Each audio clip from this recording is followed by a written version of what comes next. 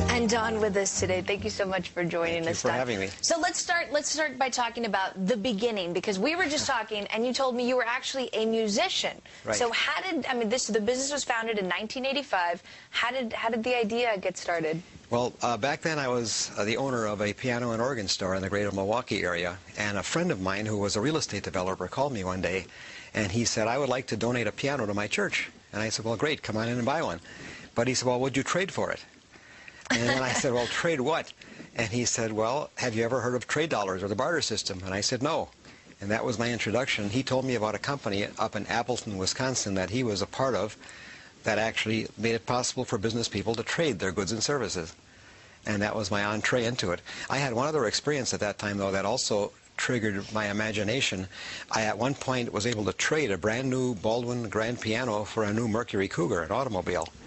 Nice. And when I did that, a bell rang, because I learned that I had done something that Bill Gates couldn't do today. I actually bought the car for less than the dealer paid for it, because I had a larger markup on pianos than he had on automobiles. And so my purchase price was less than the dealer wholesale cost. So just all of because that, I traded. All of that leading to the start of the business. Now, right. Today you're actually very internet-based, but at that point, how did you actually begin growing the business, getting member firms? How many companies did you start out with? We started with none, and I had to walk the streets calling on businesses one by one and getting them to join. It's very difficult to start a barter company, because how do you tell somebody? They might ask you the question, what can I get back in return? And you'd have to say, well, if you join, you'll have yourself, and I'll get a few more people soon. But as you start to build it, the network grows and activity begins. And we were able to go from that level to where we are today, which is a remarkably strong company.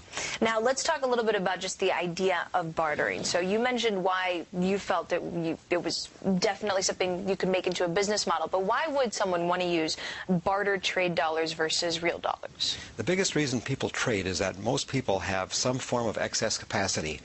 There are hotels with empty rooms, restaurants that aren't serving meals every night of the week, dentists or doctors or accountants with open time slots on their schedule, theater venues that aren't selling tickets every night of the week. And so we can fill, or let's say by bartering, they can trade those excess time slots and all that to get something of value for it. Now, most people would think, well, that means I'll give you my services for your services. But if I don't need your services at that given moment, it's not going to work. We call that the incidence of coincidence. It's very difficult to have that perfect timing where I have what you want and vice versa. And so that's why the barter system, the IMS Barter network, was formed, because we have created a virtual currency called trade dollars. And business people accept those trade dollars just like cash, and then they spend them within the system. So you guys actually do it with businesses, right? Not individuals. Right. This you work is primarily with businesses? B2B. The problem, what led to that decision of being for businesses and not individuals? Well, the problem with individuals is they don't have that ongoing, recurring need. Let's say you've got a bicycle in your garage and you want to dispose of it and trade it. You could sell it on eBay. You could also trade it into a barter system and get a canoe in return. But what do you do for an encore? While a dentist continues to drill teeth, a printing company continues to print documents, and a restaurant continues to serve meals. So all of those businesses have an ongoing supply of products and services, and that's why it works best for businesses. Now, you have to make money out of this business. So how did you build that business model? I mean, where's your profit? Well, we receive a fee on most transactions.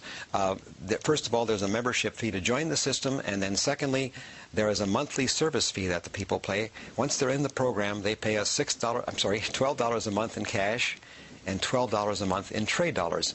But they also pay a 6% fee whenever they buy or sell something. So if a merchant were to purchase a $5,000 copier, that person would pay us then 6% of the $5,000, as both the seller and the buyer would pay that fee. And we're going to talk a little bit more about those costs. Sure. Stay with us. We're watching Venture. Don Mardak of International Monetary Systems, CEO.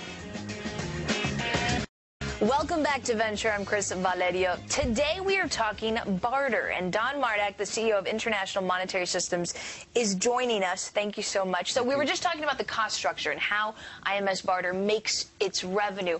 I want to talk a little bit about the growth of the business, because you began in 1985. you grew the business obviously organically, but you've also made a lot of acquisitions. I was looking just at the timeline.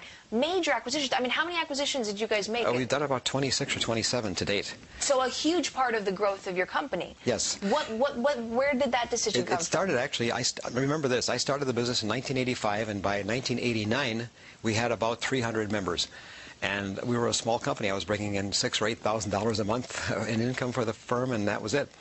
And at that time, there was a trade exchange in Green Bay, Wisconsin, that wanted to sell out, and the lady that owned it had contacted us, and so we purchased her business. Well, she was about the same size as we were, and when that happened, a light bulb went off, and I said, my gosh, I spent 4 years getting to this level, and just with the stroke of a pen, I was able to double our size overnight. And not only did I double the size, but then we grew because of the synergy between the two offices. There were economies of scale. We didn't need to have a data entry person in both offices. We didn't need to have travel brokers in both places, and it became such a natural thing that we saved money and yet had much more volume. And that was the first step. And then over the years, they've come initially one at a time until about 1999, at which point we raised some capital. We did a private placement with a small brokerage firm in the Milwaukee area, and by raising that capital, we were then able to start accelerating the pace a bit and buying more companies.